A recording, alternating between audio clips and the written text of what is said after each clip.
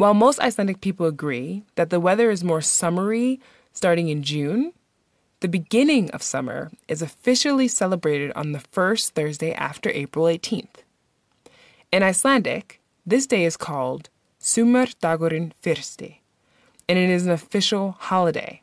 Banks and other businesses are closed, kids are out of school, and people are having celebrations for basically having survived winter.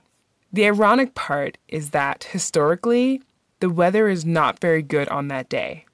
I feel like it's a running joke in Iceland. If you had the opportunity to listen to episode 5 of this podcast, which is titled, What is Iceland Like in Winter?, you would have heard me mention that the winter and summer seasons start and end according to the Old Norse calendar. If you haven't listened to that episode yet, it's right before this one, I recommend checking it out. It's amazing how different those two seasons are. If you only use the Old Norse calendar as your reference for the length of summer, it will amount to being about 26 weeks long. It would be awesome if that were true, but the reality is that the long, bright days and warmer weather only last for about 3 months, which are June, July, and August. It is important to point out that this country is known for its unstable weather.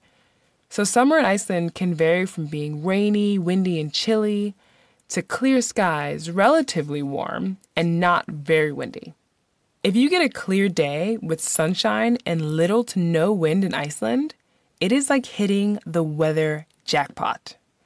The majority of Icelandic people take advantage of days like that by doing some kind of outdoor activity, because it would be a shame to miss out on such awesome weather.